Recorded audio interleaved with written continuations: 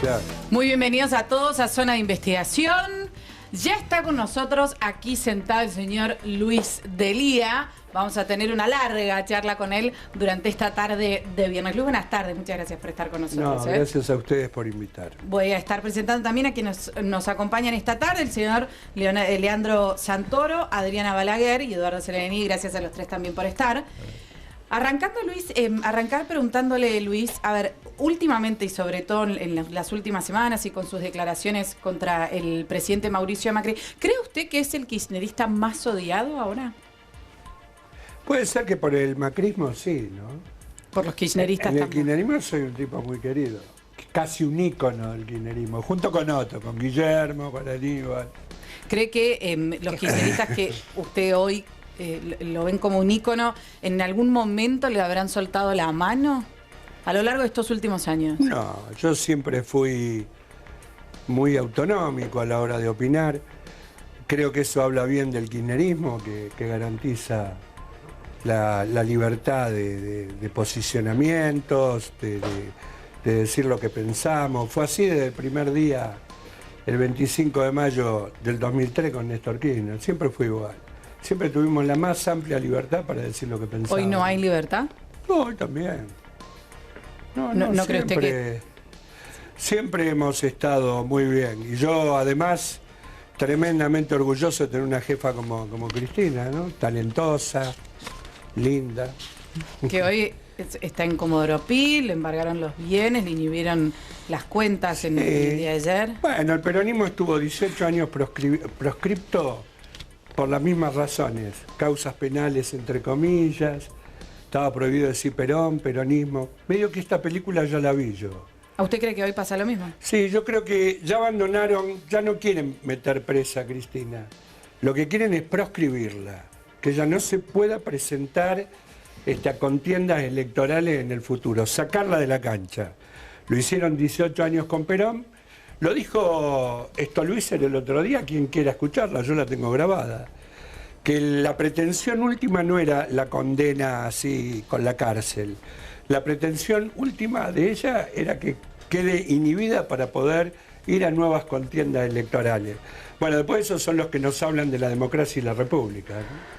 ¿Cree usted que, como Elisa Carrió, que dicen que va por Cristina para no ir por David y por Aníbal? Esas son especulaciones en las que no me meto, con una persona que hace denuncias todo el tiempo que después no tienen sustentabilidad jurídica, ¿no? Adriana. Ahora, D'Elia, ¿usted cree que el Partido Justicialista en su totalidad está dispuesto a bancar a Cristina candidato a lo que sea? Porque hay quienes dicen que Cristina en realidad no llegan a meterla presa porque antes le vienen los fueros. Bueno, es una linda pregunta, inteligente. Creo que en el Partido Justicialista hay algunos que sueñan con parecerse a Macri vía Massa y hablan de la unidad, ¿no? La unidad con aquellos que votaron a los buitres, la unidad con aquellos que entregaron el Fondo de Sustentabilidad del ANSES, que derogaron prácticamente toda la legislación kirchnerista en contra de los trabajadores y el pueblo. Esos creo que buscan condicionar a Cristina. O te sometés a nosotros o serás proscripta o, en fin, cualquier otra alternativa judicial. En el PJ hay gente de esa, no toda, pero hay un sector que está pensando. Cuando el Chino Navarro, en nombre de la revolución, nos dice que hay que ir con Massa, yo lo digo acá en este programa. ¿Son saltimbanquis? No, el Chino siempre fue eso. El Chino, cuando nosotros peleábamos en la ruta en los 90, él era un concejal de Loma de Zamora que surgía a la vida pública por un affair famoso con los 2 millones de dólares en fotocopias, ¿no? Después creímos que algunos se podían convertir, pero cuando veo que hoy, sin ninguna convicción, se van atrás de Massa, Massa es el que fue a Davos con Macri, Massa es el que le vota todo a Macri, Massa es el que acordó el pago a los buitres con Macri. Digo, desde la mirada política nuestra, Massa y Macri son lo mismo. Bueno, el Chino Navarro, y no él solo, unos cuantos en el PJ quieren que Cristina vaya para ese lado. Luis. Me parece que ya te doy. Sí, sí, por favor. Sí. Me parece que Cristina no necesita de ninguno de esos para ganar una elección, para ir. Yo creo que si las elecciones fueran hoy, Cristina ganaría por demolición, ¿no? ¿En serio? Pero, no sé, vos querías... No, digo, mientras el político dice te odio, no te odio, estamos bien o estamos mal, ¿qué pasa con la gente mientras tanto? Que se habla ahora del pobre, del que avanzó o el que no pudo avanzar y es más, se suma a una lista de pobres. La pequeña y mediana empresa está quien dice produzco y otro dice no tanto. ¿Qué pasa con la gente mientras tanto? No, la gente hoy es víctima de malas decisiones políticas. Abrir indiscriminadamente la economía significó que se golpeara a 610.000 pymes que tenemos. Eso el responsable es Macri. Esa decisión equivocada es de él. No la inflación, el cuadro tarifario viene de años, ¿no? A ver, las tarifas, la primera medida que tomó fue dejar de cobrarle impuestos a los ricos, ¿no? O sea, de financiar el Estado argentino. Buscó de financiar el Estado argentino y ahora tiene dos vías. O ¿No creía tomar que usted deuda... estaba desfinanciado de antes? ¿Cómo? ¿Usted no creía que estaba No, con sí, problemas? el año pasado la economía creció 2.1. Este año, hasta las consultoras neoliberales dicen que vamos a tener una tasa negativa de -6. O sea que vamos a creer, en realidad vamos a estar -8. O sea, usted dice rico, campo, industria, porque se quitó retención. A ellos les dice rico. Se modificó una estructura donde se favorece la concentración económica. A ver, en realidad, de haber derogado un montón de ingresos al Estado argentino, favorece un pequeño sector en detrimento de todos los demás. Bueno, Es una mirada. Perdón que los interrumpa. Sí, no sé si No, querés decir algo. para contar algo. Yo creo que nadie discute que había que hacer correcciones. Era necesario, por ahí el tipo de cambio estaba un poquito retrasado, por ahí había que ajustar un poquito el Está cuadro. retrasado. Bueno, ¿qué fue lo que hizo este gobierno?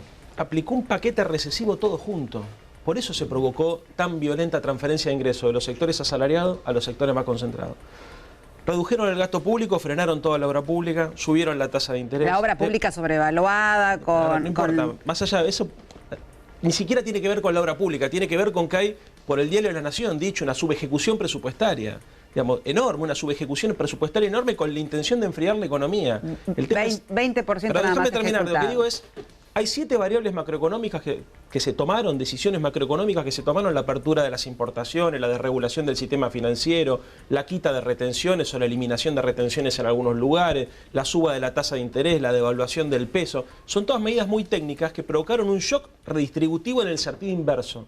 Este es el punto. Yo creo que el problema es en la secuencia y en la intensidad de las decisiones. ¿No puede haber sido un sinceramiento de la economía? ¿No teníamos antes un relato de la economía? Es muy triste eso, porque justamente atrás de la idea de la normalización de la economía se esconde lo que dijo González Fraga, que en realidad nosotros creíamos que el laburante tenía derecho a comprarse un teléfono, a irse de vacaciones, ¿no es cierto? Porque ¿qué significa sincerar la economía? Significa, digamos, reconocer que los ricos tienen que ser muy ricos y que los pobres tienen que tener salario de hambre. Luis también. No es emito y vamos a la fiesta. No, es de acuerdo a la productividad. Y ahora de no acuerdo están a mi emitiendo. esfuerzo. A ver, Luis, ¿es así o no? De acuerdo, el humilde, de acuerdo a su esfuerzo y su capacidad, va logrando objetivos. Bueno, no me regales. Tenemos visiones distintas de la cuestión económica. Para mí no había inflación por sobreemisión. Había inflación porque había un consumo popular muy alto y nosotros, en vez de producir más, elegíamos el camino fácil de subir los precios. Había una puja ahí, pero no era por emisión espuria, era por una competitividad falsa. A ver, miren, yo voy a plantearle una medida de derecha, le va a resultar raro a usted, pero Alemania hace 50 años que no tiene inflación, o tiene una inflación de un dígito que más bien tiene características importadas. Alemania tiene un sistema de pactar precios y salarios muy interesante. Tienen toda la economía online, declaran los costos al comienzo del año, se pactan los aumentos salariales y nadie se corre. Y el que se corre es castigado con el impuesto a las ganancias. de manera dura. ¿Ves? Una medida casi liberal la mía. Pero sería inaplicable en el país. ¿Por qué no? No podemos ir pensando en tener la economía online. No podemos pensar en pactar desaparecerían los sobreprecios, Bueno, desaparecerían. Merkel acaba de felicitar a Los Macri. interrumpo a todos, justamente Digo, porque no es de Merkel podemos... esto, ¿eh? No, es Esto hace de 50 sí, años sí. que se hace en Alemania. Los interrumpo justamente porque nosotros podemos hablar de tecnicismos respecto de la economía, pero la gente se sigue despertando temprano en la mañana, sigue yendo a trabajar, vuelve muy tarde a su casa y salimos a la calle a preguntarle qué es lo que más preocupa.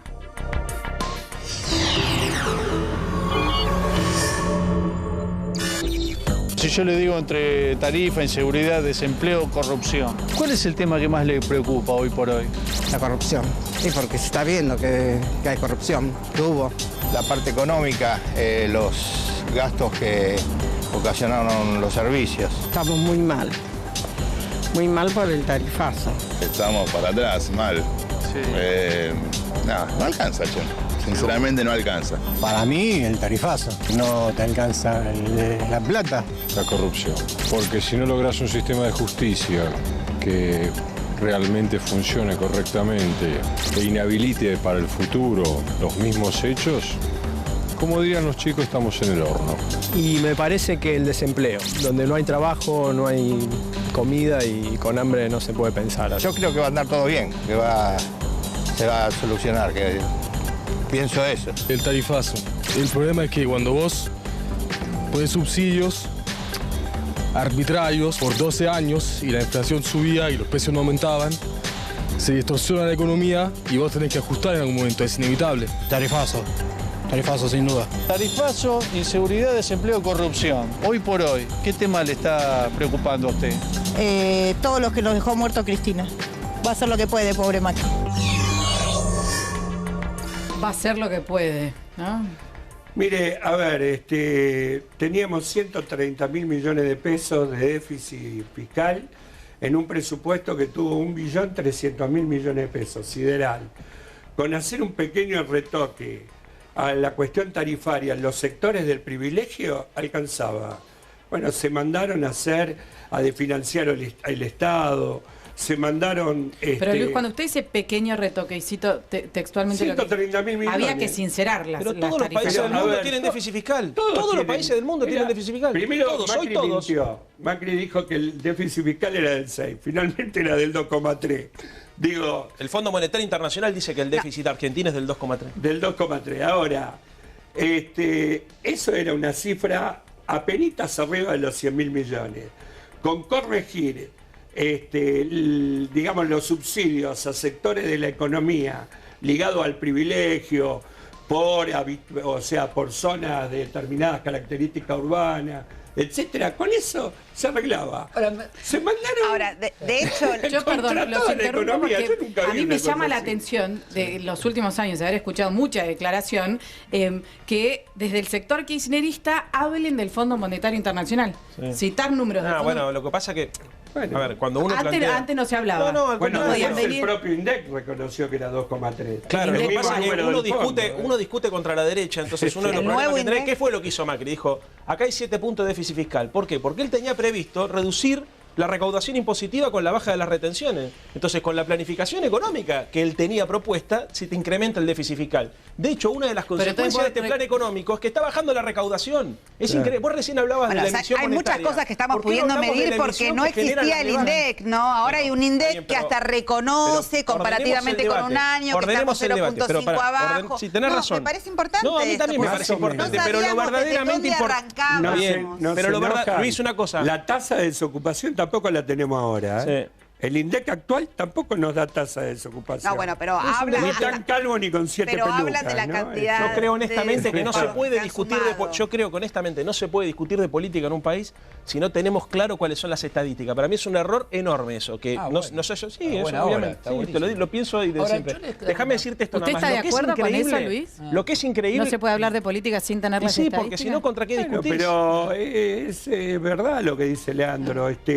Uno para después tomar medida económica necesita tener todos los datos de la economía. Pero la verdad se ha dicho. O sea, se para de la vereda enfrente de Guillermo Moreno. No la teníamos antes y tampoco la tenemos ahora. Mercedes, pero se para de la vereda enfrente de Guillermo Moreno. No, yo, a ver, a Guillermo lo voy a respetar siempre porque él supo agarrar el rebenque y marcar el lomo del mercado. Igual, ojo, a ver, mano dura. En los Estados Unidos ahora también que no hay mano dura, vamos a tener más de 40 puntos de inflación. Antes estaba pisada. Volvé, Guillermo, que te perdonamos, ¿no? Mercedes, vos hace por favor. Cuando presentaste el informe dijiste, la gente se levanta temprano, sale a trabajar. Debe ser tremendo, cuando se levanta temprano te mira a vos o me mira a mí, los noticieros, y dice, mirá, el bolso que lo tiran lleno de guita, o fíjate, un 50% por sobre la obra pública que se hizo, la auditoría, como pidió la expresidenta Cristina. No hay nada que te moleste más que eso. Podemos trabajar un poquito más, un poco menos. Trabajando podemos pelear el salario o no podemos pelear el salario. Podemos participar de un espacio político de otro, no derecha o izquierda. Te molesta la inflación. Pero la inflación siempre. Molesta la inflación. Digo, de hecho, yo estuve los otros días en casa de gobierno y decía, bueno, ¿qué quieren para el segundo semestre? Me dice, urgente parar la inflación. Bueno. Segundo tema, parar obra la inflación, pública. Déjame terminar. Parar la inflación hace mucho tiempo que queremos bajar la inflación todos. Creo que es la madre de los problemas. Vamos a coincidir todos. El pobre va a ser más pobre con esta inflación y con la que tuvimos. Entonces, lo mejor, a ver, en principio, vos lo dijiste, ordená el debate, ordená el país. Era un despelote este país. Yo creo que hay dos cosas. Era un desastre, viejo. El que me diga que no. Usted y está te mucho digo, con la gente, camina a los barrios más humildes. Yo aún entendiendo a los humildes, Luis, porque caminamos la ruta 3 hasta el otro día igual, y sabemos lo que se ha hecho, nadie lo va a negar, pero también sabemos lo que hace falta. Pasa que hay una falsa idea de la economía, Sí. hay una falsa idea de la economía que presupone que en algún momento de la historia todas las variables pueden estar ordenadas. Sí, señor. Bueno, no pasa en ningún país del mundo, discúlpame. Pero ahora, el orden por de un ejemplo, país sí. Ahora, déjame un país desordenado genera esto. Ahora el Estado, ahora hay libre mercado, ¿no es cierto? Y ahora el Estado además, en general, cada vez que interviene para poder mejorar la situación de los sectores concentrados. También hay distorsiones sociales enormes. Mirá el problema que se le generó a las pymes. Le pegaste un tarifazo y los tipos tienen un error tremendo. Bueno, tremendo, no es un error, es una locura, política una carnicería. ¿Vos sabés lo que está pasando en la Argentina hoy? Te quieren poner tarifa del primer mundo con salario del tercero. Para la Corte esta es la ecuación social que está. Los interrumpo, Luis, quiero saber si está de acuerdo con Leandro. No, sí, digo, a ver, a mí me importan mucho los indicadores que tienen que ver con la visión esencial de la filosofía político-económica. A ver, para mí lo más importante en un sistema económico es la persona humana. Totalmente. Ahora, si el centro de mi análisis económico es el dinero o los resultados o la ganancia de los poderosos, yo no voy a estar ahí. La verdad, el modelo anterior tenía que tener correcciones. Una, lo acabamos de admitir, este tema del déficit fiscal, que había que corregir el tema tarifario. A ver, que me perdonen los vecinos de Recoleta, pero por ahí no era bueno que Recoleta tuviera subsidio de tarifas. Pero sí había que... No era bueno que pagaran lo que pagaban las garrafas en la villa. Bueno, pero digo, es bueno que el pobre tenga accesibilidad. A ver, hoy lo que yo veo es que, y el gobierno está como encerrado en una isla. La sociedad está a punto de prenderse fuego por el tema tarifario. La gente tiene que elegir entre comer o pagar las tarifas. Están paradas, las provincias han parado el tema del tarifazo, la Corte lo está resolviendo en breve. O sea, la Corte va a terminar el gobierno dio marcha atrás, le puso un 400% de tope, o sea... Mire, hubo un mea culpa. 400%. Hubo un mea culpa. Es una locura. Miren, yo creo que la decisión final de la Corte va a ser en favor de las empresas y del gobierno en contra del pueblo argentino. Creo que esa va a ser la decisión Luis, final hay de un la Corte. detalle importante. Pero no es una medida. No es una medida. La devaluación y la quita de retenciones. Vos fíjate, Duhalde devaluó, pero puso retenciones, ¿no? Entonces los precios de los alimentos no se dispararon. Este es el único gobierno que devaluó y sacó las retenciones. Entonces eso termina generando una pérdida de poder adquisitivo del salario. No es una medida, este es lo que a nosotros nos duele. No es una medida, es una batería de medidas tendiente a que la gente sea cada vez más pobre, aunque parezca increíble, para bajar el salario. A un tipo pobre. Yo vivo, todos saben, Isleño 565 en La Ferrere, asentamiento al Tambo. ¿Qué pasa con mis vecinos? A mi vecino de golpe... empezó a tener menos ingresos cuando no va a quedarse suspendido o despedido. le vinieron las tarifas 400% más caras. El precio de los alimentos se disparó por las nubes, la vestimenta por las nubes. En la puerta de mi casa, todos los domingos está la Feria Municipal número 10 de La Matanza. Uno sale a hablar con los bolicheros, yo salgo a tomar mate a la puerta, venden la mitad de lo que vendían. O sea, hay una caída abrupta del consumo popular, es una cosa tremenda. Entonces yo les pregunto a ustedes, Digo, ¿Macri a ver, qué hizo? ¿Resolvió los problemas o los agravó? No, creo que ante todo tuvo margen 6 meses para concientizarse de cuáles eran los problemas. ¿Pero agravó los problemas o los resolvió? Los indispensables, digo. ¿Cuál? Que volver a tener crédito.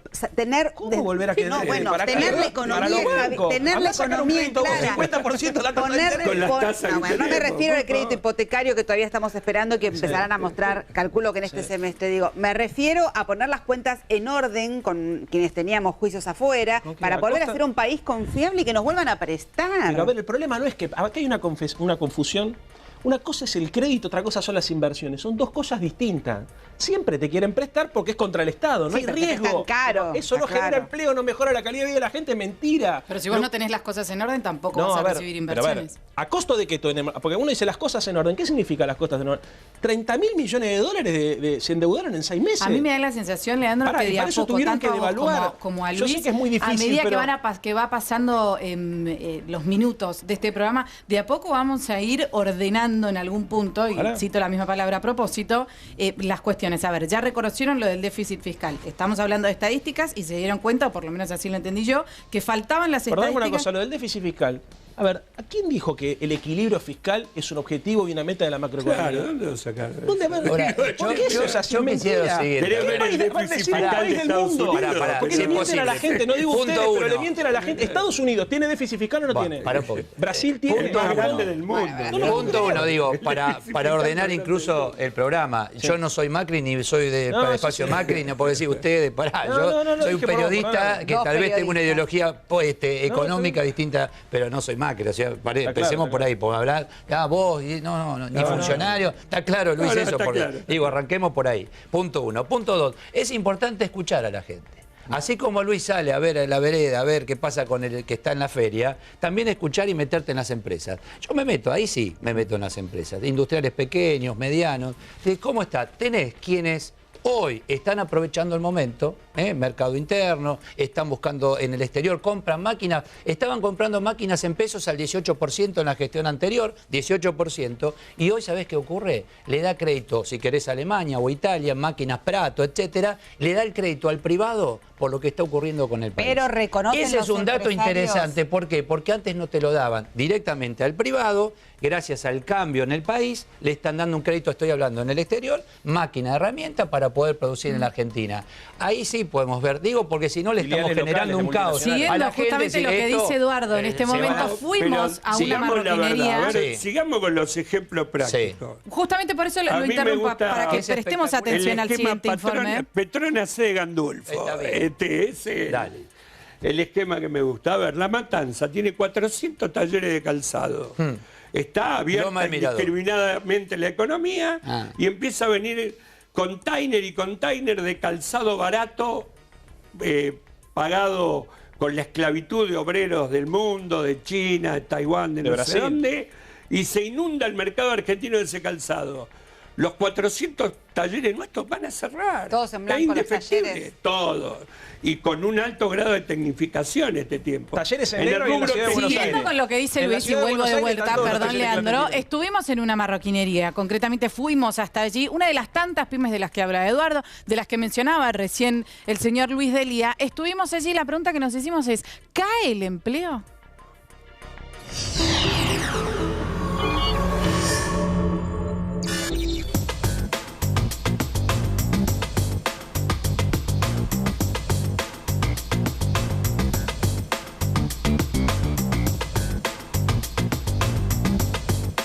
Esta es una pyme que nació en el año 1986. En este momento tenemos unos 65 empleados. Ariel, si te tengo que pedir en estos 6 meses un diagnóstico. La verdad que lo que tenemos, y como muy fuerte, es una caída del mercado interno del 25% en producción, en unidades, que es muy fuerte durante 5 meses consecutivos, y es el promedio que le está dando a los diferentes sectores. Además, en muchos sectores, como el nuestro, tenemos una suba en importaciones, que a primer semestre, en el caso de la marroquinería, estamos en el orden del 28% comparado con el mismo semestre del año anterior. Eso, sumado al aumento de tarifas, que impacta distinto según el sector, la verdad que hace un combo bastante complicado para las pymes argentinas, que espero podamos revertir en los próximos meses.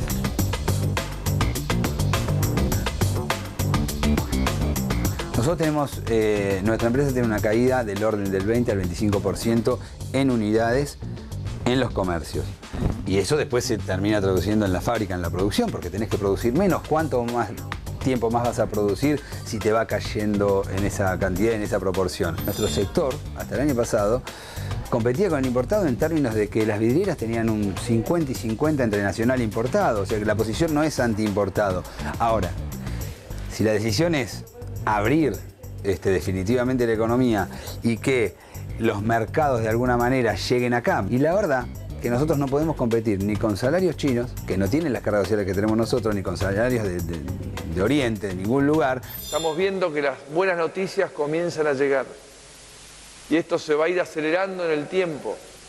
Y nada se logra de un día para el otro. Lo veíamos asentar con A ver, los dogmatismos no son buenos.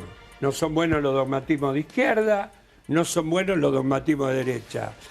Por dogmatismo, abrir indiscriminadamente la economía es un error que golpea a las 610.000 pymes nuestras, que son las principales productoras de empleo privado. A mí lo que me da la sensación, Luis, es que todos, sobre todo desde el kirchnerismo más fuerte, hablan de lo que está sucediendo hoy sin mirar lo que pasaba en los últimos años. La realidad es que yo no sé si este hombre llegó a producir... La verdad, zapatos de China no entraban, ¿eh? No, bueno, lo decía recién el informe, 50%, 50% afuera, 50% nacional. Bueno, pero teníamos la economía lo suficientemente protegida. En Ushuaia, Tierra del Fuego. No, y acá también, 400 talleres en La Matanza solo de calzado. Talleres textiles que inundan todo el conurbano. La industria pequeña, esa que llega a miles y miles de trabajadores, afectar ese entramado. ¿Y qué pasó, Luis? Toco un poquito de la política, que la gente no apoyó lo que veníamos, y era que estaba todo tan bien. ¿Qué ocurrió? ¿Por qué perdió? ¿Por qué se...? Compartimos la pregunta. Yo tengo una muy simple. A nosotros nos faltó tiempo, perdimos por un punto 3, no es que perdimos.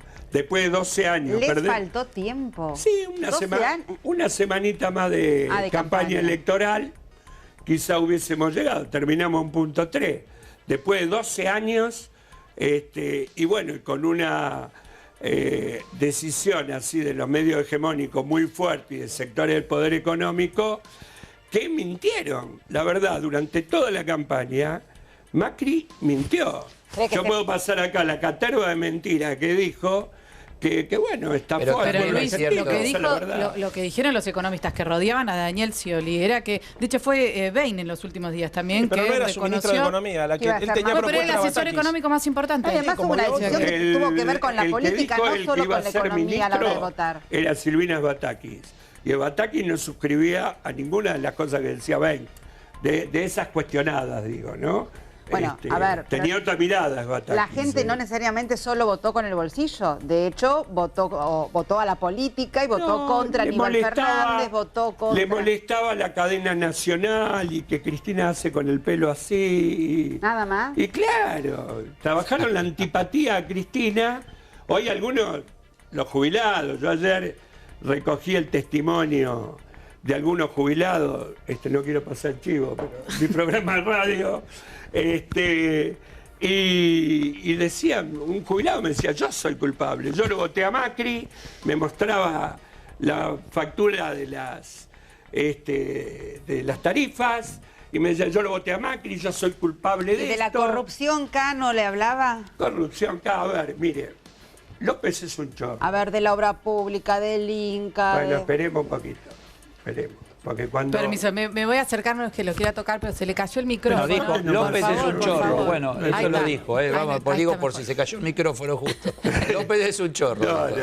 No, quería decirles esto, que en realidad la corrupción, otra cosa que está ahí tan meneada. A ver, López es un coimero, un chorro, Ahora, cuando uno Pero usted mira, lo asocia a Macri y no lo asocia a No, lo que pero- es Julio De Vido, a lo que es ¿pero la por qué lo voy a expresidenta. asociar a Debido? A ver. Porque ¿De qué instancia judicial estaba en surge? una secretaría que respondía a su Pero que ministerio. tenía autonomía administrativa. Ah, qué fácil esto de darle la firma al segundo para no comprometer. No, no es darle la firma. El ministerio, cuando no se logró que se hiciera la ley del Ministerio de Planificación Federal, y no es de esta administración, ya vienen administraciones anteriores, bueno, hizo que las secretarías tuvieran autonomía. A ver, ¿qué quiere decir esto? Para explicarle al que nos está escuchando y que necesita entender. Con la sola firma de López se adjudicaban licitaciones, se adjudicaban obras.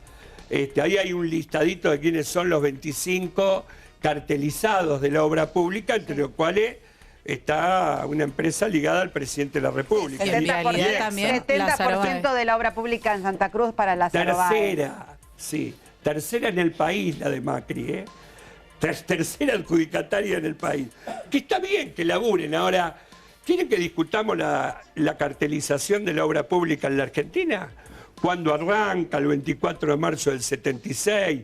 ¿Quiénes se hicieron ricos? ¿Quiénes crecieron? Cristina Kirchner no pudo hacer nada. Si quieren lo discutimos, pero decir, y vuelvo para no confundir, López es un ratero al lado de los chorros de este país.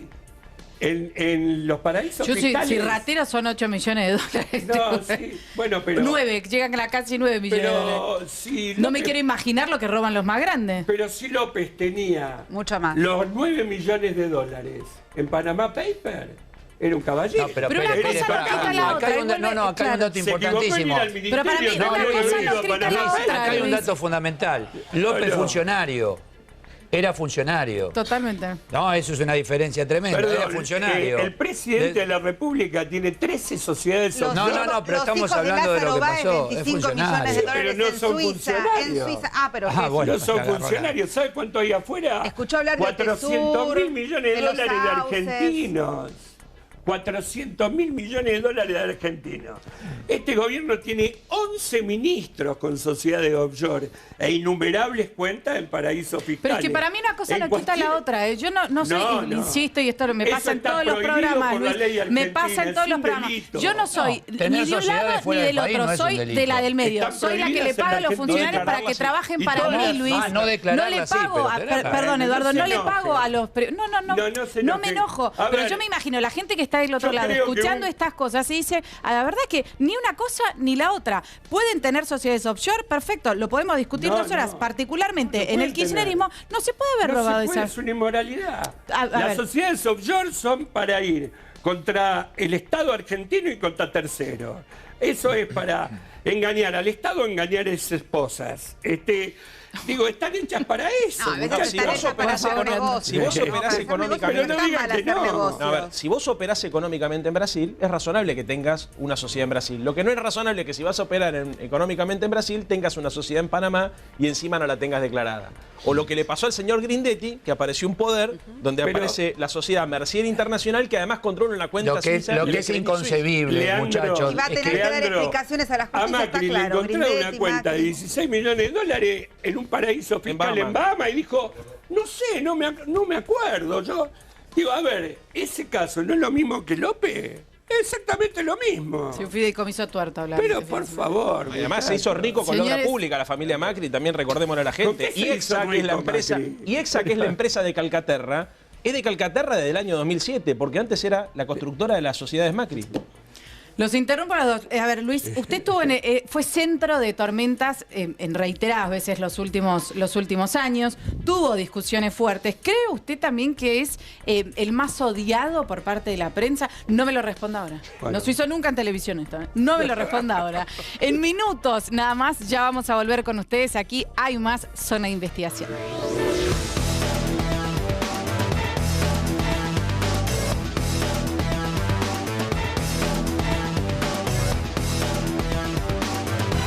Yo le preguntaba, ¿no? Antes de irnos a la pausa aquí en este viernes, gracias de verdad por estar con nosotros en el día de hoy, al señor Luis Delia, si concretamente él creía que había sido víctima de ataques por parte de la prensa. Antes de responderme, Luis, vamos a ver si le parece el siguiente informe. Sí, cómo no.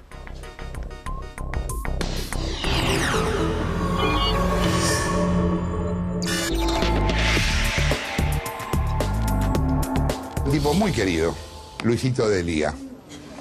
Un tipo muy querido en Irán y en Venezuela. Ahora, en su barrio, en Isidro Casanova, no lo quieren ni los perros. Luis Delía, usted ya lo conoce, un impresentable. Luisito tiene una quinta con pileta y parece que se queda con la guita de la gente del barrio y no les da la escritura por las viviendas que financia su cooperativa. Este personaje nefasto de la política argentina... Luisito querido, volcaste. Luisito querido, patético. Que yo nombre la palabra paz es algo de seguro, a vos te cuesta entender, pero un huevo. De hecho, has hecho de la violencia realmente un culto. A Delía le puede agarrar cualquier cosa menos un ataque de honestidad. Yo creo que ni hace falta pregunta después de esto. La última vez que nos vimos con la Nata fue en la justicia civil, en Comodoro Pi. En realidad, el inmigrante. Atrás. Fuimos a una audiencia conciliatoria donde le estoy ganando el juicio por eso que dijo. ¿Qué de todo? Sí, porque me dijo que yo le robaba la plata a los pobres para hacerme una casa no sé dónde, y yo tengo una hipoteca en un banco, una hipoteca que tengo que pagar durante muchos años. Llevé la hipoteca al juicio, y obviamente, como todas las cosas, la mayoría de las cosas que suele hacer él, hoy no las puede probar en sede judicial.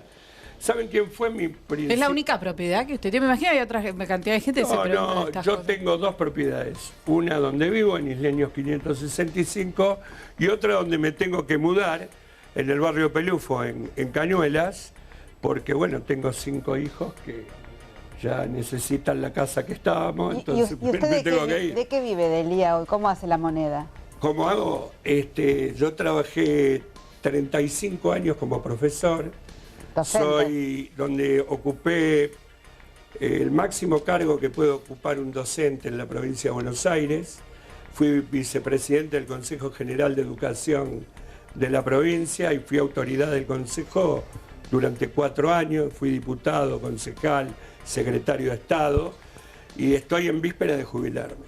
Una carrera en el Estado. Hablando... Por supuesto, como mi padre, mi abuelo.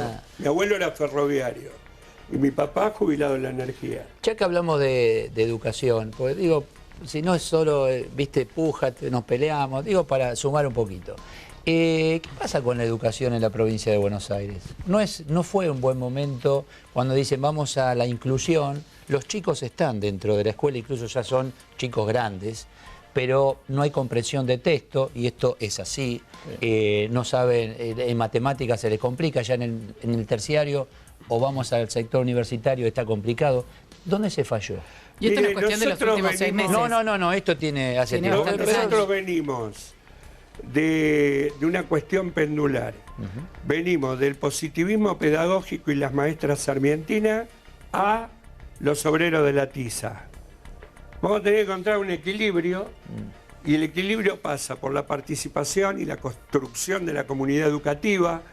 Con Antonio Cafiero habíamos hecho hace mucho los consejos de escuela y entendíamos que la evaluación docente tenía que pasar por el consejo de escuela, donde está una de las claves de la calidad educativa. Teníamos también todo el desafío de darnos esta discusión entre la educación privada y la educación estatal. Pero entonces está de acuerdo, Luis, en que existe una crisis de muchos años en la educación. Sí, vieja. Del gobierno anterior. Yo quiero separar estas cosas. Y la tercera, no, la crisis de educación tiene muchos años. Y no se hizo nada para remediarla. Se hizo una reforma en el 69. Es más, se modificó la educación superior a partir del 69 y nunca se materializó en los hechos. El Congreso Pedagógico del 87. Alfonsín lo convocó y nos ganó la iglesia. Bueno, pero en el medio, digo... Lo saboteó la iglesia. Claro, hasta tuvimos 12 años en los que me remito a los números de ustedes, digo, nos fue bárbaro y la inversión no se tradujo en una mejor calidad. Yo creo que hay que cambiar el paradigma de la educación. Que al revés, fue muy alta la inversión, creo que 6 puntos del PBI. Y Perdóname pasar el aviso. No llegó a ser. Convengamos que, pero no alcanzó. Convengamos que Cristina y Néstor, 2.000 escuelas y 11 universidades. Y convengamos también que bajaron mucha línea política. Y eso es lo peor que puedes hacer en un aula, que un docente le baje línea política. Esto está bien, porque acá lo podemos charlar. Luis puede pensar una cosa, yo otra, vos otra, pero en la escuela los pibitos decirle no, porque saben qué pasa, el oligarca, y esto ha pasado en la escuela de la provincia de Buenos Aires. Y mi esposa también es docente, lo sé perfectamente. Y la verdad siempre y esto ha ocurrido, hasta afiches que te dicen, si te para un policía y te pide documentos en la calle, no tenés por qué darle documentos. Esas cosas a un pibe... Una cosa es alertar a los chicos de los derechos y otra cosa es manipularlos aprovechando la posición y no es manipular, ¿qué derecho? Pues son dos cosas distintas. Tiene que ver con que un docente aproveche su posición de poder para bajarle línea a los chicos, eso está muy mal. Está mal, ¿no? Coincidimos. No es lo mismo que alertarlos sobre los derechos, ¿no es cierto? Porque ahí aparece nos pasa a nosotros en nuestra profesión, ¿o no? Que aprovechar determinado programa, determinados minutos. Pero Mercedes, un tema es que lo hagas acá. Vos pensás en un chiquito, que en casa mamá y papá tienen una también está la gente del otro lado, para mí pasa lo mismo. Volviendo a la crisis de la educación. Hay que resolver varias cuestiones. La cuestión salarial docente y la inversión, hay que pagar mucho y bien, y hay que exigir mucho en materia de calidad educativa. Que cobre el que trabaja, por ejemplo. Cambiar el paradigma también, ¿sabes qué? Los estudios más avanzados plantean que la clave de la educación son los primeros años de vida. Los chicos más chiquitos, la estimulación temprana, 3, 4, 5 años, hay que ponerle más atención a eso. Macri en eso está moviendo. Plantea el tema de los jardines. Ahora, lo cierto es que en la ciudad de Buenos Aires la educación que está transferida es un desastre, digamos. No hay pedagogía, no hay didáctica, no hay inversión. Y en la provincia de Buenos Aires, sin ir más lejos, a pocas cuadras de donde vive usted en La Ferrer, son 13 escuelas, las que están en la misma situación.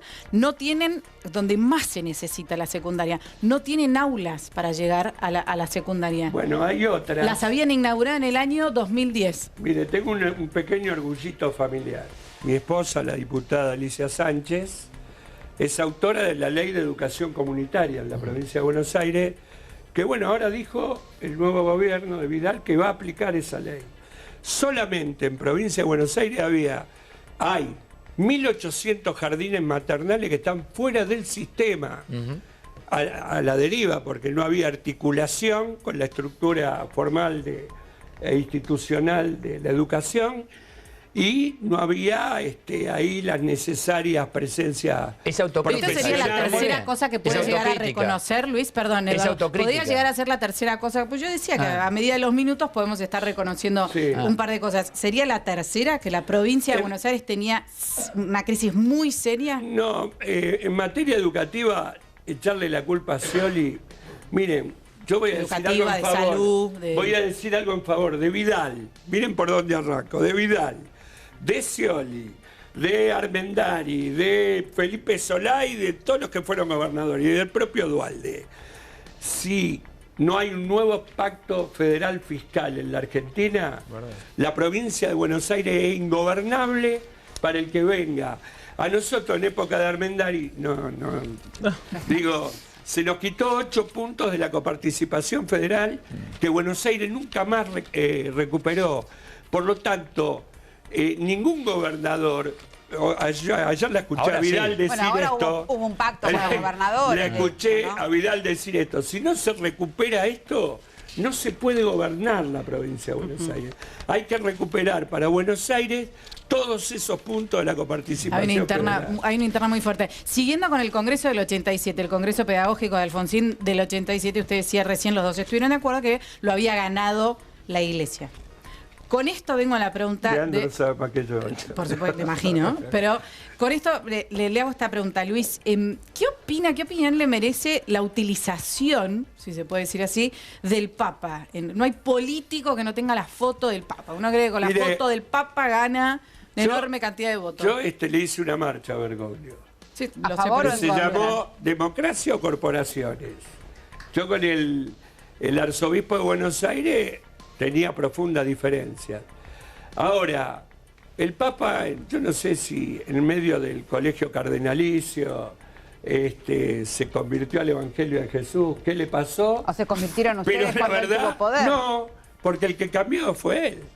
Las medidas que toma él es la que nosotros reclamábamos antes. Yo creo que este es un gran Papa, un gran papa, el papa de los pobres, los trabajadores, con una doctrina... Un pésimo arzobispo, pero un gran papa. Bueno, la historia de la iglesia es la historia de la conversión. San Pablo era un asesino de cristianos y terminó siendo el santo más grande de la cristiandad. También la historia del peronismo, la historia de la conversión. Hay muchos argentinos que se preguntan, Luis, ¿por qué no viene a la Argentina? Porque el año político lo entendimos todos. ¿Y este año por qué no? ¿Y el año próximo por qué no? Yo no tengo ninguna posibilidad de ver al Papa, no estoy cerca pero mejor de él. Ustedes, pero sí gente que esté más cerca. ¿No tiene foto con el Papa usted? No, no. Es noticia. La va a buscar, entonces. claro. Soy el único, textual, María del Productor, soy el único que no tiene la foto con el Papa. Yo creo que el Papa es un gran Papa y un tipo que a los que venimos de la teología de la liberación, a los que yo vengo de las comunidades cristianas de base. Me casé ahí hace 32 años con mi compañera. Digo, y es, la verdad, desde el punto de vista doctrinario, humanista, ¿pero por qué no viene? ¿No le duele que no teólogo venga? de liberación, impresionante. ¿Por qué no viene a la Argentina el Papa? Y por ahí no le gusta el modelo neoliberal conservador que hay acá. Pero entonces es un papa Él político, consideró Luis. al modelo de Macri, lo consideró un modelo que atenta contra la persona humana, un modelo que... Pero cristianos somos todos. Cristianos somos todos. No, bueno, pero... Y entonces vos te debes la a iglesia todos, tiene el una pueblo. doctrina en esto. Bueno, sí. Hay un tema, ya que tomamos... O sea, es tan grave la condena a la derecha como a la izquierda ahí del Papa. Igual ahí difiere con Aníbal, ¿eh? ¿Qué cosa? Porque Aníbal estuvo esta semana aquí en el programa, no sé si ustedes recuerdan, que lo que dijo es cómo el Papa se va a encargar de los temas, siendo la iglesia en la tierra, el representante máximo, fue palabras textuales, el representante máximo de la iglesia en la tierra se va a hacer cargo de lo que pasa o deja de pasar en el país. Como que lo desliga de la política. No, yo creo que el Papa sobrevuela todos los temas. Ahora, para él su opción... A mí me resulta tan raro, Luis, yo creo que escucharlo la ahora hablar opción así del de Papa son los Bergoglio. pobres. Perdón, habiendo estado justamente en una de las tantas marchas que usted hizo contra el cardenal Jorge Bergoglio, me resulta rarísimo escucharlo decir estas cosas. No, porque yo lo que le reclamaba es lo que está haciendo ahora. Yo estoy totalmente de acuerdo con lo que está haciendo este Papa. ¿Usted dice que ¿Y sabe el Papa qué? lo escuchó? El Papa, Pero a ver, no, una no. cosa, ¿puedo decir una cosa? Por favor. Déjame terminar la idea, Leandro. Bueno. Creo que es un Papa que ha hecho una fuerte opción por los más pobres. Entonces él mira toda la Argentina por la mirada de los pobres. Si a los pobres le va mal, y el Papa Y cuando está acá va a no la estar en la hacía. antípoda de acá. Pero cuando estaba acá no lo hacía. No, él tenía otras prácticas, tiene un montón de amigos de acá. Yo cuando estaba acá tenía alguna diferencia. O sea que el Papa... hoy no vale... Ahora, lo repito. Pero alguna diferencia en ese momento, yo me acuerdo, historia Luis, de la ha cortado iglesia, calles, se han tirado cosas contra la catedral, la lo ha ido a historia buscar. de la conversión de los seres humanos. Permítaseme el término. Déjeme hacer un comentario. Le pido permiso. Grandes hijos de puta que se transformaron en santos. Esa es la historia de la iglesia. Pero no está hablando de Bergoglio. La historia de la Francisco, conversión. ¿no? De los todo, el Papa ¿Todo? también. Yo creo que hay Bueno, eso, a ver, lo escucho. Yo me crié en un colegio de cura. Hablan del pecado. Es muy fuerte, sí, la verdad es muy fuerte. En el colegio cardenalicio algo le pasó a ese tipo. A ver, cuando él eligió el nombre de Francisco, ¿saben quién es Francisco en la historia de la iglesia? Francisco de El Asís. jefe de la Contrarreforma. Impresionante. Yo digo, ¿por qué este hombre eligió Francisco? Y cuando le dijeron Francisco primero dijo, no, saquen el primero. Francisco. Digo, Francisco es quizás lo más revolucionario que ha tenido la iglesia en 2000 años. Y además hay un dato muy importante, que es que este Papa también se ganó la bronca de los sectores más conservadores. O sea, los sectores más conservadores de la iglesia y los sectores más concentrados del capital mundial no ven en Francisco un buen Papa. No se ganó, creo que venía concretamente a mover todos esos Bueno, sectores. a lo que voy es, yo creo que el Exacto. tipo, a ver, está bien, es un líder espiritual, también tiene un rol político, está fuera de discusión eso. A los hechos me remito. Vos le decís fíjense. líder espiritual, de líder le No, decís no, otras las dos cosas, la cosas, verdad. yo creo que indudablemente de los hombres más por poderosos del supuesto, mundo. pero eso proceso no- de es muy relaciones fuerte la humanas, declaración. A mí no se me el puede ir de la proceso cabeza. Nada, sí, no voy a repetir la mala Pero palabra. le digo, a ver, ¿usted tiene alguna duda que la historia de la iglesia es la historia de la conversión de los seres humanos? Estoy totalmente de tipo acuerdo, que eran ¿no? grandes pecadores que eran grandes hijos de puta que se transformaron en buenos. ¿Qué Y quiere así que lo le tilde haga? usted a Bergoglio. ¿Cómo? Y así es así, Francisco. Bergoglio es tan ser humano como yo. Pero mira, un tema concreto. Yo no la puedo salir de mi un tema concreto. La posición de todavía no me será convertí. mucho, Luis, Él se convirtió. compararlo. ¿Qué va a No será hacer? Capaz en 4 años puede decir lo mismo de Mauricio Macri. Pero la posición A ver, de si lo dijo de Bergoglio con los Bergoglio. gays. Yo insisto, porque yo fui a las marchas y yo lo escuché a usted hablar muchísimas veces mal de Bergoglio. Innumerable cantidad de veces. Y cuanto más La le otra vez pegaba voy a el contar gobierno, un secreto. más le pegaba a usted. ¿Quiere que le cuente un secreto? Le mandé por un cura amigo un afiche que yo había hecho en contra de él. Lo doblé así, le digo, tomá, y que sea como un signo de... Pero a ver, Por lo de reconciliación y HDP de paz. convertido. Le digo, la verdad... Luis, mucha gente dice, entre los que me incluyo, usted y muchísima gente que ve en Venezuela el modelo a seguir. ¿Me puede contar qué ve en Venezuela? Que es un desastre, un caos. Y muchos decimos, si ganaban, con respeto, terminábamos como el Venezuela de hoy. Bueno. ¿Qué pasó? ¿Se quedaron sin plata y sin petróleo y ahora no hay para repartir? Le voy a contestar por arriba. Bueno. Así me acordás, vos sos Serenelini, me Sí, acuerdo señor. tu apellido, pero no tu nombre. Eduardo. Mira, yo creo que Estados Unidos y, digamos, la Alianza Norte-Norte se dio una estrategia con los BRICS, que fue reventar los precios de los commodities en todo el mundo. Entre el fracking y el dólar subsidiado de Arabia Saudita, bajaron drásticamente el precio del barril de petróleo, bajaron el precio de todos los cereales, a nosotros la soja, lo pagamos con la soja. No nos pongamos tan técnicos, así entiende la gente que está del otro lado. Votaron bajó el precio del petróleo, entonces se definió los británicos, yo no hablo de los británicos. Durante un tiempo Estados Unidos fundamentalmente se dio una estrategia de sabotear los commodities, que eran los que hacían fuerte a Brasil, a Rusia, a India, a Sudáfrica y a China, que eran los que participaban de ese acuerdo, que vivían de los commodities. Bueno, fue la clave, le encontraron la vuelta. Bueno, ahora están en este desmadre. Y hoy Estados Unidos es autosustentable. Claro. Con el tema, digamos, de la... Pero la locura... Volvemos a hablar de Venezuela. ¿Cuál es la respuesta concreta la locura para de Eduardo? Maduro, lo que fue ¿Qué es lo que Chávez ve y todo, usted en ¿qué es eso? Venezuela? Tenían un barril de petróleo a 100 dólares el barril. Sí. A ver, cuando sube Chávez, el barril de petróleo estaba a 7 dólares. Chávez e Irán, mis amigos iraníes, Muy cuestionado también por eso. juntos en la OPEP, operaron y llevaron el barril de petróleo, llegó a estar arriba de 100 dólares. Sí.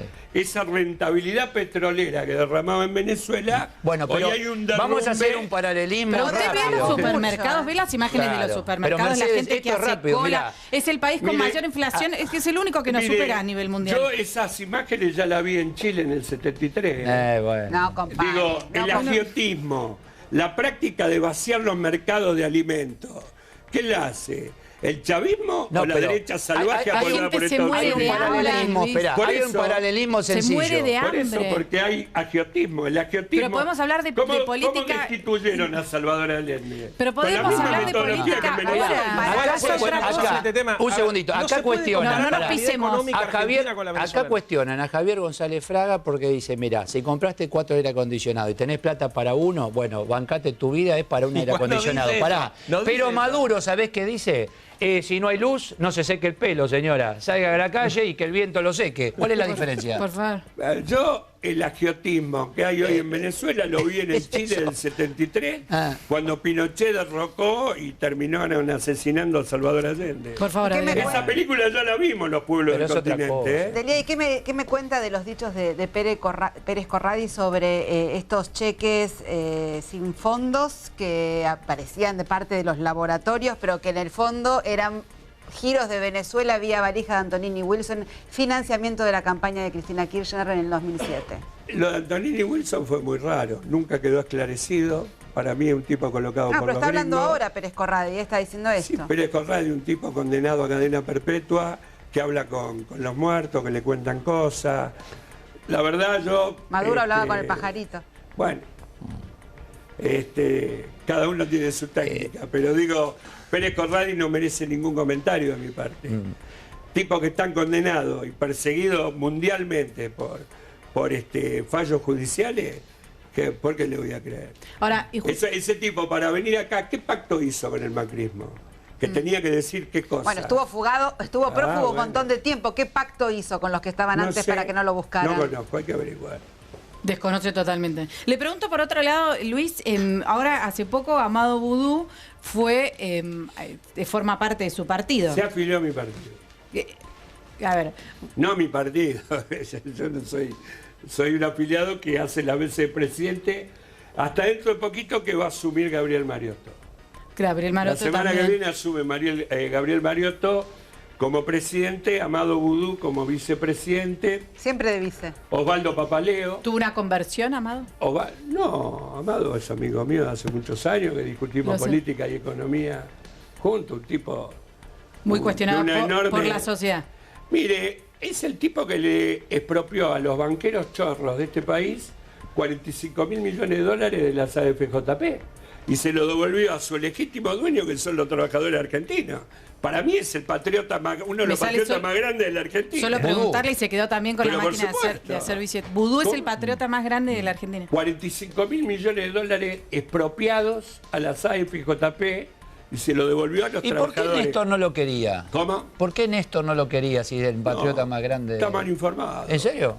Yo pensé que no. El tipo que convence Ah. a Néstor de tomar estas medidas, Julia Cristina, y produce esta novedad, es Vudú. La medida que cambió la ecuación económica en la Argentina, que hoy le viene muy bien a Macri tener estos 700.000 millones de pesos. Espero que nos rifen el fondo de sustentabilidad que recuperó Amado Vudú. A ver, Delia, se le lo soltó devolvió la mano Lancés. todo el kirchnerismo a Amado Vudú. No se sacaban fotos al lado de él. No aparecían en actos que aparecía Amado. Amado dejó de aparecer en un momento. el Vudú M3T no apareció más en el kirchnerismo. El único que le da la mano para seguir caminando es usted. El M3T pero- parece ser el lugar donde se juntan los que muchos no quieren tener cerca, ¿no? Bueno, pero mire, cuando hablan de mal de vos en algunos lugares, es muy bueno. A mí, mire, el otro día en el acto de la CGT, ahí en la Avenida Independencia, crucé 10 cuadras de movilización de trabajadores. Me saqué 4.000 fotos por lo menos. Está Richard ahí atrás mío que no me deja. Bueno. ¿Le gusta sacarse fotos? No, ¿por qué? Porque los trabajadores me reconocen. No, pero- No me reconoce la Como prensa dirige. hegemónica, el Luis, poder económico, Luis, eso no me reconoce. Liceo Y también está se saca bueno que foto no me con la reconozca. gente, la gente se quiere Además, sacar, tampoco, perdón, ¿viste? una cosita más. ¿Viste? La gente No se- quiero que me reconozcan. Ah. Algunos tipos no quiero que me yo no quiero que me reconozca Clarín, Mañeto, los grupos económicos, no quiero que me reconozcan los trabajadores defendiendo los intereses Luis, de ellos. cuando ¿no? siempre se dijo Nacional Popular, todos y todas, ¿por qué deja tanta gente afuera? Mire, si uno Porque dice a muchos nos deja Si uno afuera. dice clase media, Ah. trabajadores, y los pobres de este país, está hablando del 90% de la gente. ¿Cree que alguna vez, porque yo me quedé con la frase de Marcelo Tinelli en ese momento que le pedía paz y le decía, la verdad que usted desconoce la palabra paz, después de escucharlo decir que el Papa es un HDP convertido, ¿cree que podremos llegar a tener HDP diga la última palabra, ¿cómo es? Convertido. Sí. Convertido. ¿Convertido? Ay. Sí, sí, estoy citando textualmente. Pero, ¿usted cree que en algún momento podría dejar de ser tan combativo a veces Yo usted? nací a la vida política argentina para romper las pelotas. Y le voy a Así romper nomás. las pelotas al poder económico hasta que me muera. Dice lo mismo que Lilita. Yo vine a- Estoy de acuerdo. Yo Marta, me voy con vine a 4 este cosas país reconocidas a por romper Delia. las pelotas, a romperle las pelotas a los poderosos. Por eso Muchísimas estoy acá. gracias, en No, serio. por Luis, muchísimas favor. gracias a ustedes también por estar con nosotros esta tarde. Señores, ya el lunes vuelve con nosotros la señora Silvia Fernández Barrio. Los dejamos con Tele9 Central. Minutitos antes de las 6 de la tarde los esperamos el próximo lunes. Hasta el lunes, Dios mediante.